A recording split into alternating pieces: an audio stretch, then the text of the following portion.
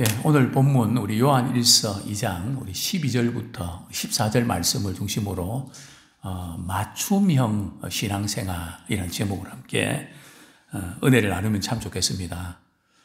한 교회 안에 여러 단계의 신앙생활 하는 분들이 있다는 거죠.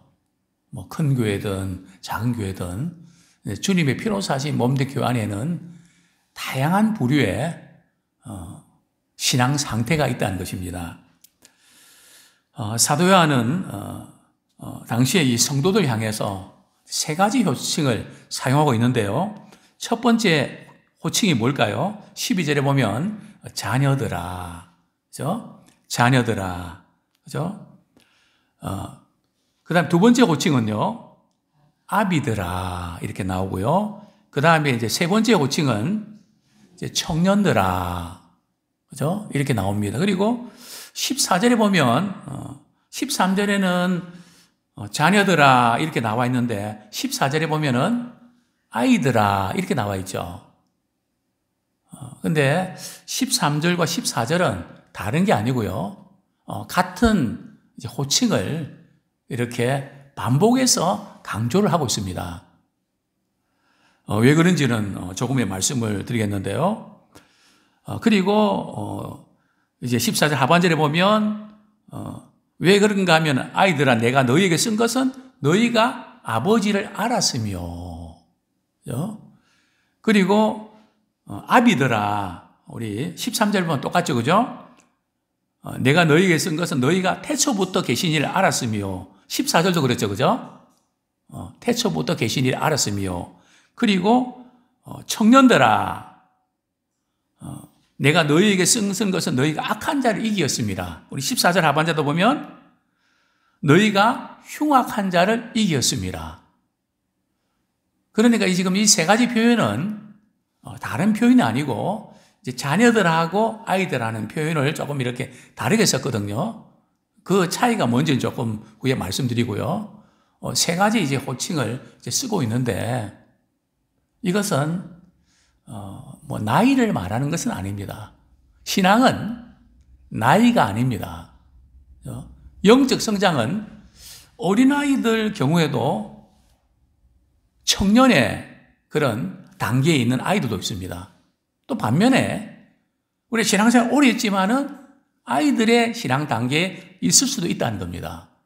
그러니까 다양하게 우리가 이렇게 우리 신앙의 단계들이 다 다른데 사도 요한은 이제 당시 성도들에게 그 호칭을 쓰면서 말이죠.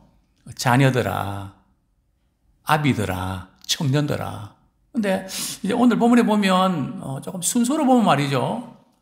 자녀들아, 그리고 청년들아, 그리고 아비들아 이렇게 써야 될 같은데 그런 이제 그 연령 그 부분들을 뛰어넘고 있습니다.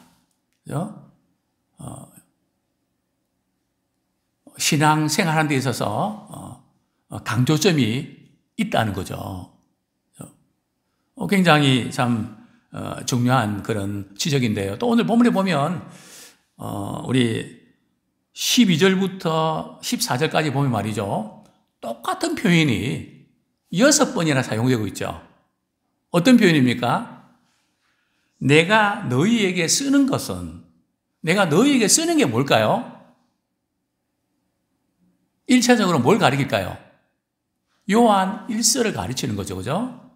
당시 성도들에게 사도 요한이 이 편지를 쓰는 목적이, 그죠? 그 목적을 계속 이제 강조를 하고 있는 것입니다. 먼저 우리 아이들아 하는 신앙의 단계에 대해서 함께 은혜를 받았으면 좋겠습니다. 자, 먼저 우리 12절 요한 1서 2장 12절 같이 한번 읽겠습니다. 시작. 자녀들아 내가 너희에게 쓰는 것은 너희 죄가 그 이름으로 말미암아 사함을 받았으며. 이 자녀들의 이 단계는 어떤 단계라고요? 죄가 사함을 받았다. 이것을 이제 확신하는 단계죠. 저는 목회하면서 많은 교인들이 말이죠.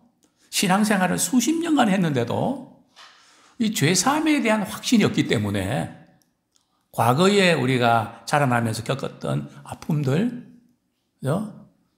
또 환경들, 여러 가지 그 많은 것들이 우리로 하여금 하나님을 더 깊이 사랑하고 그 은혜가 넘치는 그것이 아니라 여전히 그 아픔이 계속되는 것을 보게 되거든. 물론 우리가 은혜 받아도 생각은 납니다. 당연하죠. 생각은 나지만 그것이 우리를 지배할 수는 없습니다. 왜요? 우리는 예수 그리스도의 피로 깨끗하게 사함받았기 때문에 더 이상 우리는 거기에 이제 끌려가지 않고 종노릇하지 않는다는 겁니다. 우리 주님이 십자가 지시면서 우리의 모든 결박을 다 풀어주셨습니다. 우리가 받아야 될 그 저주를 우리 주님은 십자가 위에서 다 담당하셨단 말이죠. 그죠? 근데 사단은 우리로 하여금 아니야. 아직도 그게 남아있어. 죄사함 받고 해결됐다는 것은 그건 아니야. 그죠? 정말 우리가 이 신앙생활을 할 때의 가장 큰 원동력은 말이죠. 내가 참 주님 앞에서 죽을 수밖에 없는 죄인이었는데 내가 죄사함 받아서 새 생명 얻었다. 그죠? 내가 하나님의 사랑을 받고 산다. 하나님 주신 복을 받고 산다. 이거 하나만 가지고도 말이죠. 우리 행복하게 살 수 있거든요. 그리고 이것이 확실해야 신앙생활 하는데 부담이 안 되고 힘이 안 듭니다. 그죠? 정말 우리가 이 죄사함 받았다는 거. 우리의 영혼이 말이죠. 우리 하나님의 주신 은혜 안에서 사망에서 생명을 옮겼다는 거. 이 엄청난 사건 아닙니까? 이번에 아마 우리 복음 축제를 통해서 우리가 초청하는 그분 한 분 한 분들이 주님 전에 와서 사망에서 생명을 옮겨지는 그런 죄사함의 놀라운 은혜를 사망에서 생명을 옮겨지는 게 뭔가 말이죠. 죄사함 받는 것입니다. 혈과 육은 하나님의 나라를 받을 수 없거든요. 썩을 것을 가지고는 우리가 천국에 못 들어간단 말이죠. 그래서 우리가 죄를 많이 지었다 할지라도 예수를 믿음으로 죄사함을 받아야 돼요. 그죠? 그 죄사함이 확실히 있으면 다른 사람의 죄도 용서가 가능합니다. 신앙생활에서 제일 중요한 것은 용서가 어느 정도 되는가 보면 영적 상태가 드러납니다. 그죠? 그래서 지금 아이의 단계, 사실 이 아이 단계는 신앙의 초보 단계거든요. 그런데 이 초보 단계에서도 아직 이제 머뭇거리는 그런 경우들 보게 되는데요. 그러면 우리가 이 죄사함의 문제가 구약에서도 다뤄지고 있는데요. 구약에서 이 죄사함의 문제를 다룰 때에 새 언약이라는 단어를 쓰고 있는데요. 예레미야 31장 31절. 이 죄사함은 느낌이 아니라는 겁니다. 물론 느낌이 전혀 없는 것은 아니지만 느낌에 좌우되는 게 아니라는 거죠. 그죠? 하나님의 약속에 근거를 두고 있다는 것입니다. 예레미야 31장 31절 같이 읽겠습니다. 시작. 여호와의 말씀이니라. 보라, 날이 이르니니 내가 이스라엘 집과 유다 집에 새 언약을 맺으리라. 자, 그리고 이제 우리 34절 하반절을 읽겠습니다. 34절 하반절. 내가 그들의 악행을 사하고, 그 부분 같이 읽겠습니다. 시작. 내가 그들의 악행을 사하고 다시는 그 죄를 기억하지 아니하리라. 여호와의 말씀이니라. 그들의 악한 행동을 사한다. 그죠? 그들의 악한 행동에 대해서 죄를 용서해 주시겠다는 거죠. 뿐만 아니라 그 죄를 뭣도 하지 않는다고요? 기억도 하지 않는다는 겁니다. 근데 사단은 말이죠. 우리는 하여금 자꾸 그 죄를 기억나게 만듭니다. 그죠? 너 과거에 이런 일을 했잖아. 저런 일을 했잖아. 이런 걸 갖다가 자꾸 우리로 하여금 이렇게 생각나게 하면서 우리는 이 죄사함의 은혜를 망각하게 만들죠. 그래서 우리의 본성이 올라오고 우리 자신이 육체를 따르는, 육체에 굴복하는 그 모습을 발견하는데요. 우리 하나님께서 우리의 죄를 사해 주셨다는 것은 그 죄를 기억도 하지 않으신다. 그죠? 이것을 확실히 붙잡으셔야 돼요. 기억이 난다. 우리가 기억이 난다 하더라도 주님은 다시 기억하지 않는다. 마지막 우리가 주님 앞에 딱 섰을 때 말이죠. 정죄의 심판이 있나요? 간혹 제가 이제 설교할 때 우리의 무익한 말까지도 마지막 심판날에 하나님 심판하십니다. 이런 설교를 이제 들을 때 말씀을 전한 저도 또 우리 말씀 듣는 우리 모두도 그 말씀을 듣고 주님 앞에서 내가 이렇게 그 잘못된 죄를 지적받아서 이렇게 두려워 떠는 그런 의미일까요? 심판이 있고 그것을 강조하는 것은 회개하고 돌이키라는 것이지 마지막 날 주님 앞에 섰을 때 말이죠. 너 과거에 이런 죄를 지었는데 너 그 죄 너 벌을 받아야 돼. 아니란 말이에요. 예수님의 십자가 사건은 우리를 정죄의 심판에서 자유케 주셨습니다. 다만 우리로 하여금 그 죄에 대한 말씀을 주시는 것은 우리가 주님을 닮아가는데 그 부분이 죄가 자꾸 우리 속에 있으면 이게 주님과 교제하고 사귀는데 걸림돌이 되잖아요. 그래서 우리가 회개하고 돌이킬 때 그 죄는 삭제가 됩니다. 그죠? 우리가 주님 앞에 심판받는 부분들은 선악간의 심판을 받거든요. 내게 주어진 시간, 물질, 건강 모든 것들 우리 주님을 기쁘시게 하는 일에 주의 말씀에 순종하는 그 일에 얼마나 우리의 마음을 쏟았는가. 그 심판이 있단 말이죠. 그래서 이 지금 믿지 않는 사람은 이미 정죄의 심판을 받아서 사실은 불신자들이 죄짓고 편한 것 같아도 정죄의 심판 때는 굉장히 무지무지하게 고통을 당하는 겁니다. 그죠? 우리 신약성경에서 이제 죄사함의 문제를 한번 잠깐 우리 나눠보도록 하죠. 마태복음 1장 우리 21절 말씀, 우리 잘 아는 말씀이죠. 마태복음 1장 21절 말씀. 신약성의 죄사함은 예수의 이름과 연관되어 있는데요. 같이 한번 읽겠습니다. 시작. 아들을 낳으리니 이름을 예수라 하라. 이는 그가 자기 백성을 그들의 죄에서 구원할 자이심이라. 이름을 예수라 하라. 자기 백성을 그들의 죄에서 구원할 자이심이라. 죄에서 구원하신다. 그 이름이 바로 예수 그리스도 아닙니까? 예수님의 이름 아닙니까? 또 우리 요한일서 우리 2장 1절 2절 당시에 영지주자들이 말이죠. 나는 빛 가운데 있지만 나는 하나님께 속해 또 분명히 속해 있기 때문에 내가 죄를 지어도 문제없다. 그러면서 나는 빛 가운데 있다고 하면서 죄를 자꾸 지었거든요. 그래서 요한일서는 죄 문제를 굉장히 강하게 다루고 있습니다. 자, 우리 1절, 2절 같이 읽겠습니다. 시작. 나의 자녀들아, 내가 이것을 너희에게 쓰면 너희로 죄를 범하지 않게 하려 함이라. 만일 누가 죄를 범하여도 아버지 앞에서 우리에게 대언자가 있으니 곧 의로우신 예수 그리스도시라. 그는 우리 죄를 위한 화목제물이니 우리만 위할 뿐 아니요 온 세상의 죄를 위하심이라. 그죠? 비록 우리가 죄를 짓는다 할지라도 우리에게는 그 죄에 대해서 변호사가 있다는 거죠. 변호해주는 분이 있다는 거죠. 그분이 누굽니까? 바로 예수 그리스도 그분이 말이죠. 우리를 변호해 주시기 때문에 우리의 할 일은 우리의 죄를 주님 앞에 자백하면 그는 미쁘시고 의로우사 모든 불의에서 우리를 깨끗하게 사해 주신다고 약속하셨습니다. 그래서 이 부분을 계속 강조하면서 지금 사도 요한은 오늘 본문에서 우리 자녀들의 단계는 죄사함의 확신을 갖는 단계인데요. 자, 우리 14절 말씀 같이 읽겠습니다. 14절 전반부만요. 요한일서 2장 14절 시작. 아이들아, 내가 너희에게 쓴 것은 너희가 아버지를 알았으며. 여기 아이들아 나옵니다. 여기 이제 나오는 아이들은 앞에 있는 자녀들보다 조금 나이가 어린 유아를 가리킵니다. 좀 더 어린 아이들 가리키는데요.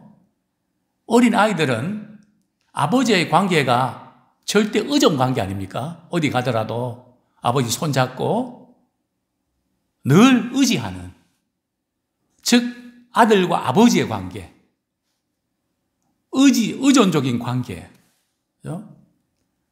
그래서 우리 신자가 누굴까요?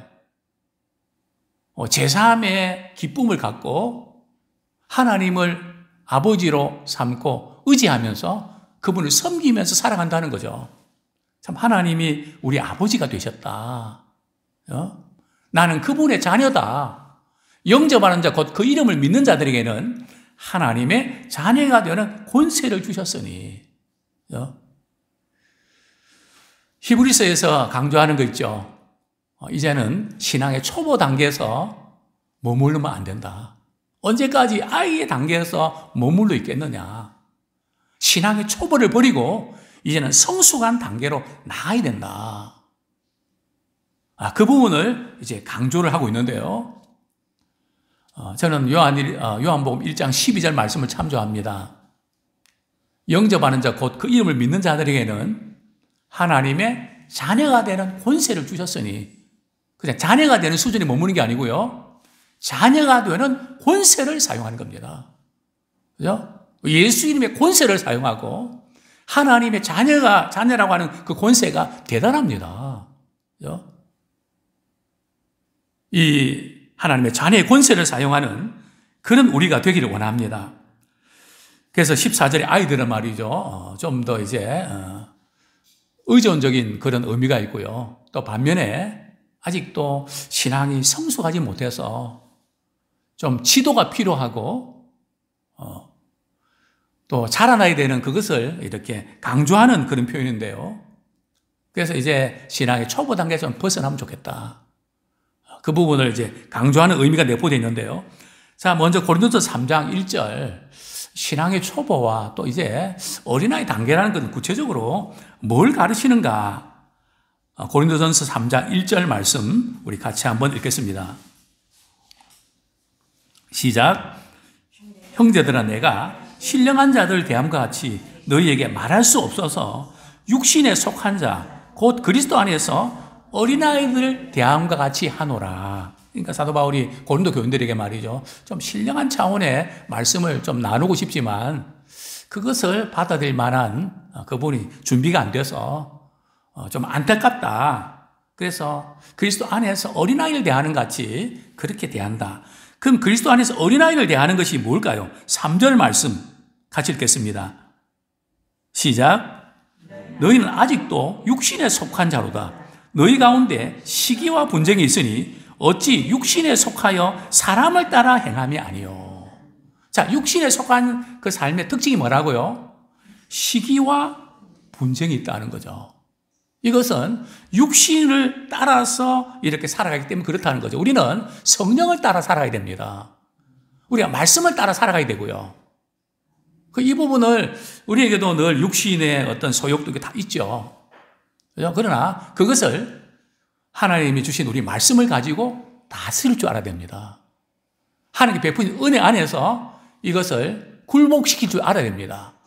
모쪼록 우리 예람교회가 이제 우리 자녀의 단계에서 신앙이 성숙돼 가는 성령으로 충만한 그 단계까지 우리가 나가는 우리가 되기 원합니다.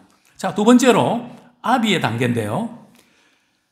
13절 말씀 같이 읽겠습니다. 시작. 아비들아, 내가 너희에게 쓰는 것은 너희가 태초부터 계신 이를 알았으며. 여기까지요. 아비들아, 내가 너희에게 쓰는 것은 너희가 태초부터 계신 이를 알았으며. 그죠? 여기에서 말씀하고 있는 태초부터 계신 이는 누굴까요? 물론 우리 태초부터 계신 이는 이제 하나님이신데요. 그러나 지금 그 사도 요한이 오늘 본문에서 좀 강조하고 있는 부분들은 당시에 영지주의 거짓 교사들, 그 잘못된 영향을 받고 있는 성도들을 바르게 신앙으로 교육하기 위해서 편지를 보낸 거거든요. 우리 요한일서 1장 1절 말씀, 1절 2절 같이 읽겠습니다. 시작. 태초부터 있는 생명의 말씀에 관하여는 우리가 들은 바요 눈으로 본 바요. 자세히 보고 우리의 손으로 만지봐라. 이 생명이 나타내신 바 된지라. 이 영원한 생명을 우리가 보았고 증언하여 너희에게 전하노니 이는 아버지와 함께 계시다가 우리에게 나타나신 바 된 이시니라. 누굴까요? 바로 예수 그리스도 그분이 생명의 말씀이시고 말씀이 육신이 되어서 이 세상에 오셨잖아요. 그런데 영주주의자들은 예수님이 육신으로 오신 것을 부인했습니다. 하나님이 이렇게 그분을 드러내기 위해서 인간의 몸을 입고 오신 예수 그리스도를 보내주셨는데 그분을 거절했다는 거죠. 자, 우리 요한복음 1장 1절 우리 같이 한번 읽겠습니다. 요한복음 1장 1절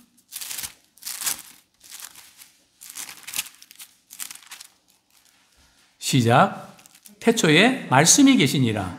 이 말씀이 하나님과 함께 계셨으니 이 말씀은 곧 하나님이시니라. 2절까지요. 그가 태초에 하나님과 함께 계셨고. 자, 여기 보면 태초에 말씀이 계시니라.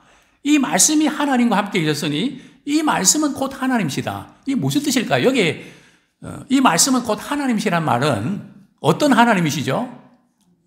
성부 하나님이십니까? 성자 하나님이십니까? 성자 하나님이십니다. 말씀이 육신이 되어 오신 성자 하나님이시라는 거죠. 그러니까 우리가 말씀을 대할 때 말씀을 전하는 자나 말씀을 듣는 우리 모두가 말씀은 곧 누구라고요? 하나님이시라는 겁니다. 하나님의 말씀이니까요.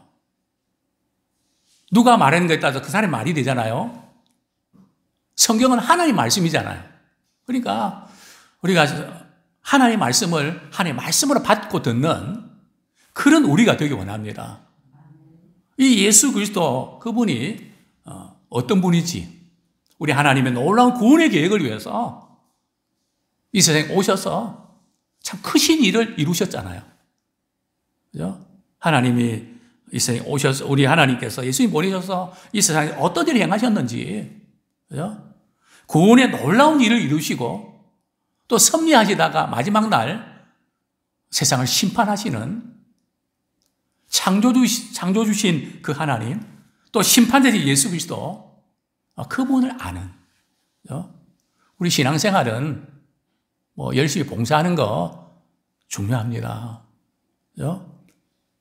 그러나 열심보다 중요한 것은 하나님이 어떤 분인지 알고 그분이 기뻐하신 뜻을 우리가 잘 알아서 그분의 뜻을 이루어드리는 그런 봉사가 되기 원합니다. 왜냐하면 잘못하면 엇박자가 될 수 있거든요. 봉사는 열심히 하는데 하나님이 기뻐하시는 게 아니고, 그죠? 사람을 기쁘게 하고, 그죠? 예수님이 당시에 서기관과 바리새인을 책망하셨죠. 너희가 하나님 영광 구하지 않고 자기 영광을 구한다. 그러니까 너희들이 어떻게 나를 믿을 수가 있겠냐. 그죠? 믿음이 생길 수가 없다는 거죠. 그죠? 우리는 사람들이 때로는 인정 안 해주고 좀 그래도 그저 하나님께만 영광 돌려드리는 일이 분명하다면 그거면 답니다. 그죠? 그것이 하나님의 뜻이니까요. 그래서 하나님이 어떤 분인지 아는, 우리 하나님이 어떤 분인지 알면 할 수 있는 게 있고 할 수 없는 게 있거든요. 우리가 사랑하는 관계가 된다면 사랑하기 때문에 우리의 삶이 컨트롤이 된단 말이죠. 통제가 된단 말이죠. 내가 아버지로서, 내가 어머니로서, 내가 할아버지로서, 내가 할머니로서 내 역할이 있기 때문에 항상 그 연장선에서 우리는 살게 되지 않습니까?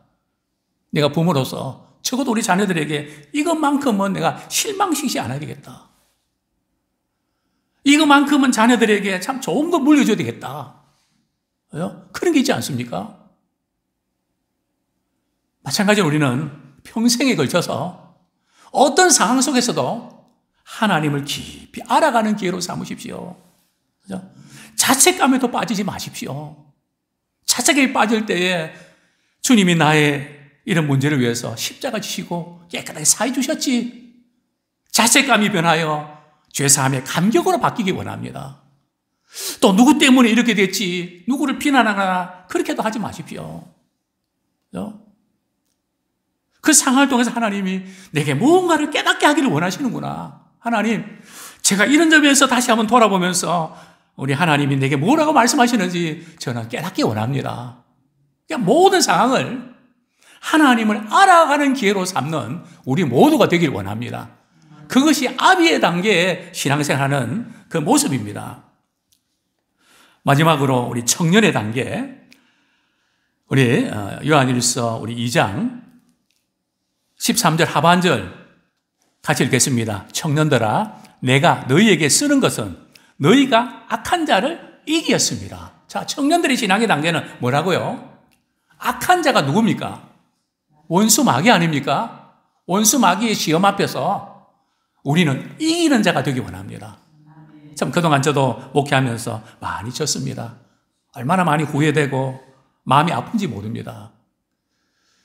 우리 예수님이 우리에게 승리할 수 있는 거 다 주셨는데 얼마나 약해서 그냥 이렇게 질 때가 많았는지 지난날 참 억울하고 분합니다. 속았던 게 분합니다. 청년은 어떤 특징이 있을까요? 우리 14절 하반절 우리 같이 읽겠습니다. 청년들아, 시작. 청년들아, 내가 너희에게 쓴 것은 너희가 강하고 하나님의 말씀이 너희 안에 거하시며 너희가 흉악한 자를 이기었음이라. 그죠? 어떻게 우리가 영적 전쟁에서 승리할 수 있을까요? 우리 스스로의 힘으로, 우리의 의지로, 우리의 실력으로 원수 마귀와의 영적 싸움에서 승리할 수 있을까요?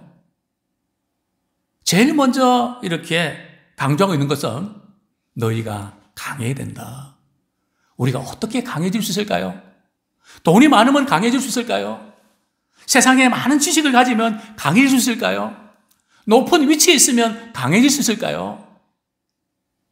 성경은 그렇게 말씀하고 있지는 않습니다. 어떻게 강해질 수 있을까요? 우리 성경 말씀, 우리 에베소서 우리 같이 한번 읽겠습니다. 6장 10절. 에베소서 6장 10절. 같이 한번 읽겠습니다. 시작. 끝으로 너희가 주 안에서와 그의 힘의 능력으로 강건하여지고. 그죠? 또 성경의 다른 본문에 보면 은혜 안에서 강해라. 우리가 강해지는 것은 은혜를 입어야 강합니다. 그죠? 하나님의 은혜를 주셔야. 그죠? 내 자신의 어떤 문제와 또 거기에서 맴돌면 점점 약해지고 흔들립니다. 그죠? 그래서 하나님께서 우리를 하여금 은혜의 보좌 앞에 담대히 나갈 수 있는 길을 예수님의 십자가 사건도 열어놓지 않았습니까? 그죠? 언제든지 우리 은혜 보좌 앞이 열려 있습니다. 은혜의 대로가 열려 있습니다. 우리가 강해질 수 있는 것은 의지가 아니고요. 하나님께 베푸신 은혜 안에서만 강해질 수 있습니다. 왜냐하면 하나님이 우리 안에 거하실 때 강해질 수 있거든요. 그분은 위대하고 강하신 분 아니십니까? 은혜 안에서 강해야, 강해된다. 이 싸움입니다. 또 성경은 말씀은 어떻게 승리할 수 있습니까? 하나님의 말씀이 너희 안에 거하시며, 하나님의 말씀이 거하신다는 것은 하나님이 우리 안에 거하신다는 거거든요. 제가 늘 말씀을 드렸습니다. 우리가 이런 생각, 저런 생각 할 수 있습니다. 고민도 하고 갈등도 하게 됩니다. 그때 하나님의 말씀이 떠올라야 됩니다. 우리가 갈등하고 또 힘들어하는 이런 있다는 것은 그게 문제가 되는 건 아닙니다. 당연히 우리가 그렇죠. 현실 문제에 부딪히면서 이런 생각, 저런 생각 왜 안 하겠습니까? 그죠? 당연히 하게 되죠. 그러나 그때마다 하나님의 말씀이 떠오릅니다. 그죠?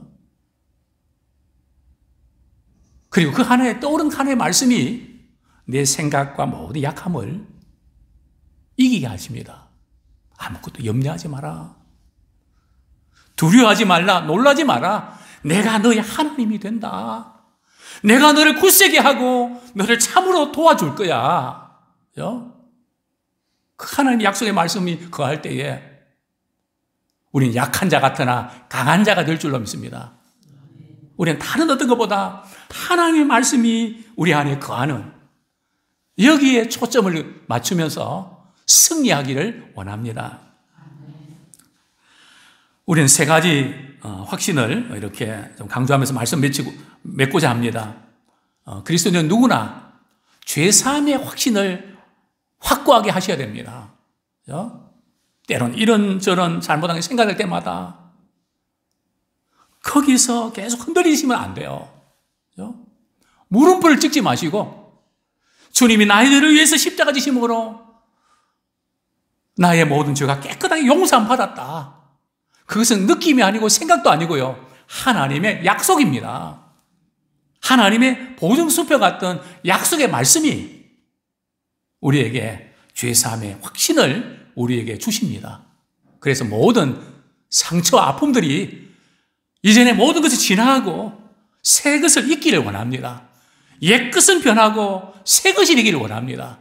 주님이 기뻐하신 크게 맞추어서 우리 남은 생에 해처럼 밝게 살면서 사명 감당하다가 주님 앞에 부름받는 우리가 되기 원합니다. 두 번째로는 하나님을 알아가는 확신입니다. 하나님에 대한 확신이죠. 하나님은 미부시고 신실하신 분이십니다. 약속을 반드시 지키시는 분이고, 그래서 하나님에 대한 믿음이 주님 앞에 서는 그날까지 강해지기 원합니다. 이전에 나를 인도하신 그 주님께서 앞으로 우리의 남은 삶도 신실하게 인도하실 줄을 믿습니다. 또 마지막으로 어떤 원수의 공격과 시험 앞에서도 우리는 무너지지 않고 악한 자를 이겼습니다. 승리하는 자 되기 원합니다. 때로는 넘어지는 것 같이 보여도 예수님이 이기셨기 때문에 그분의 십자가 붙들고 우리는 승리하는 인생 되기를 축원합니다.